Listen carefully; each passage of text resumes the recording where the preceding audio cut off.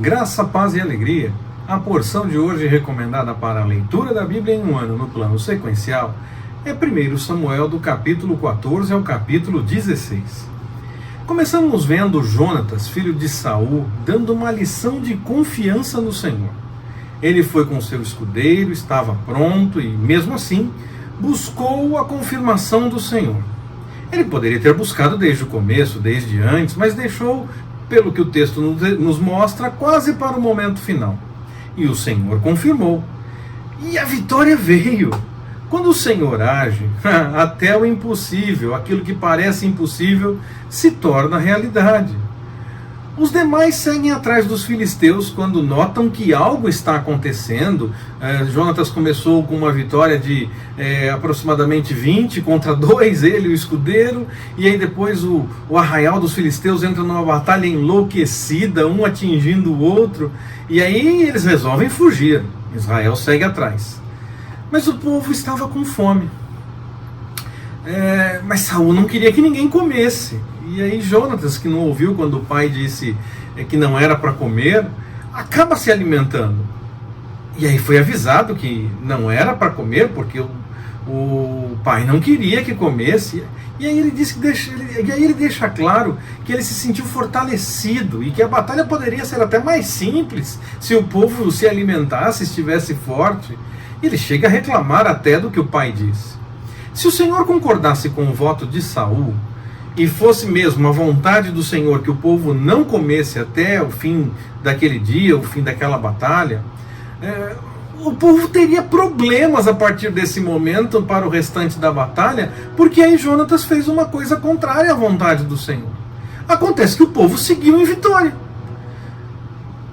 Mas aí, depois dessa situação toda, quando chega o momento de fato de se alimentar, o povo começa então a fazer tudo de qualquer jeito, começa a matar os animais sem a preocupação que a lei recomendava para fazer a coisa da forma correta, de acordo com a lei. Saul se preocupa ali, coloca todas as coisas em ordem, tenta corrigir aquilo, e aí ele quer continuar na batalha, mas o Senhor não responde.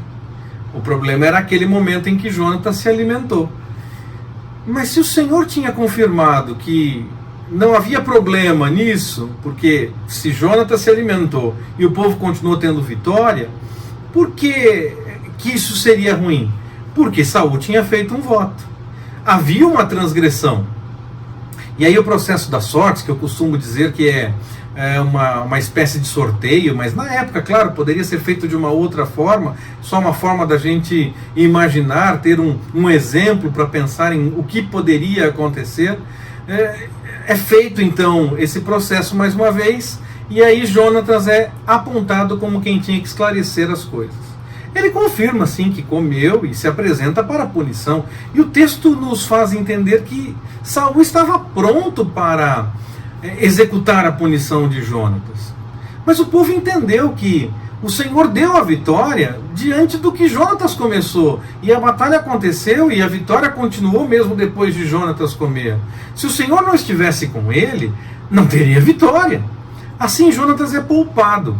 E exatamente por conta desse entendimento.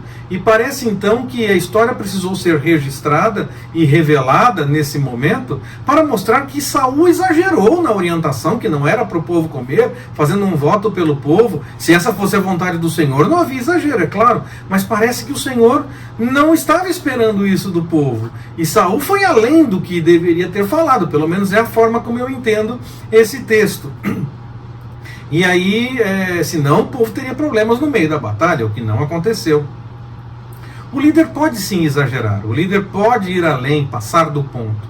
Mesmo estando na posição de liderança porque o Senhor o destacou para estar ali, ele segue sendo ser humano e pode errar como qualquer pessoa pode errar.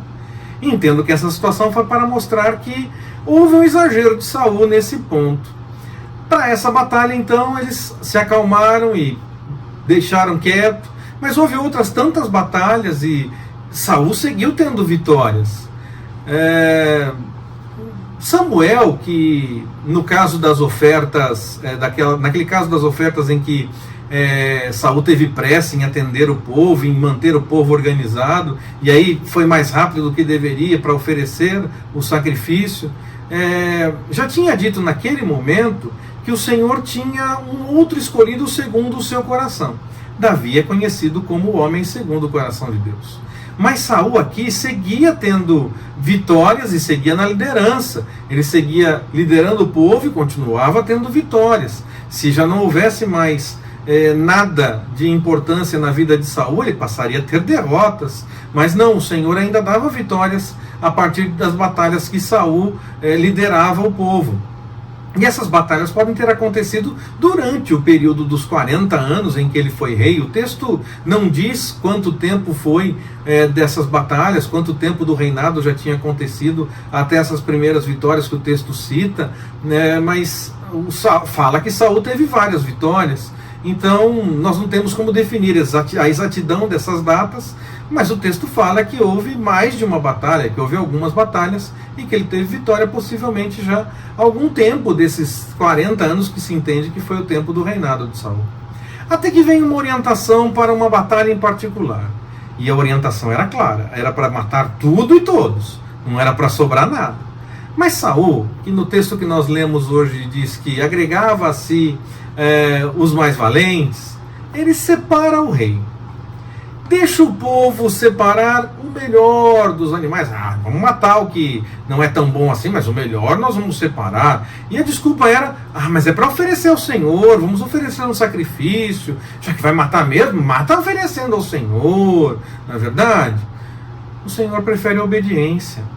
Essa desculpa não colou. Nós temos que tomar cuidado com o que dedicamos ao Senhor. Não é qualquer coisa que nós podemos fazer. Antes, nós devemos seguir a sua vontade. Aquela situação confirmou, então, que o reino passava de Saul.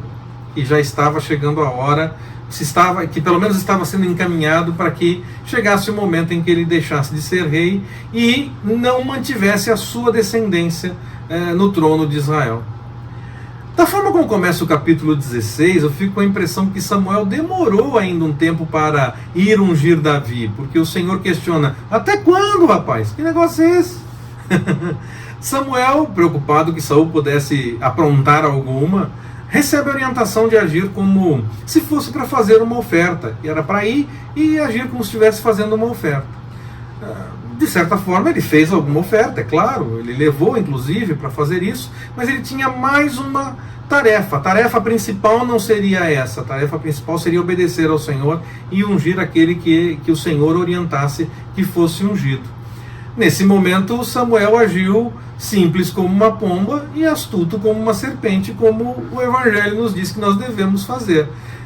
Ele agiu para poder mostrar que tinha algo para fazer e foi não mostrando com todos os detalhes para evitar um problema diante de Saul, que poderia questionar, poderia ter algum problema. Quando chegaram perguntando se a visita dele era de paz, havia um estremecimento entre ele e Saul, então todas as coisas poderiam dar problema. Alguém poderia avisar, Samuel está aqui, veio fazer alguma coisa aqui, e Saul sair na direção dele para matá-lo mesmo. Então o Senhor preparou todas as coisas para que isso não acontecesse dessa forma. Dos filhos de Jessé, apesar de Samuel ter gostado logo do primeiro, o Senhor não confirma quem seria o que deveria ser ungido.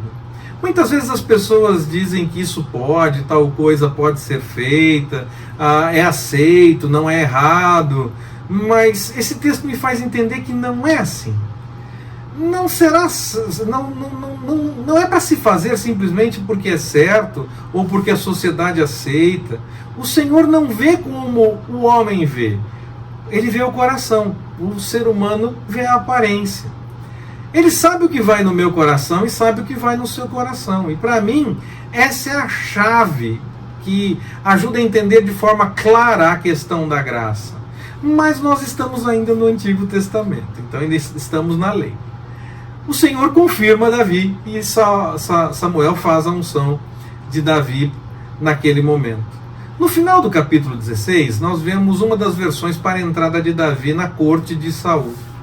E eu termino então a mensagem de hoje falando a respeito desse ponto, com algumas dicas para ajudar na interpretação desse texto e quem sabe até mesmo numa conversa quando alguém fizer algum questionamento que possa, porque podem entender que há alguma contradição entre o final desse capítulo 16 e outros que seguem, o próprio capítulo 17 da sequência e outros textos mais da sequência do texto de Samuel. O espírito maligno da parte de Deus era uma forma de entender que tudo vinha do Senhor. Hoje nós diríamos que era um enviado de Satanás, como Paulo faz no Novo Testamento. E para acalmar o rei, entendem que era necessário ter uma música.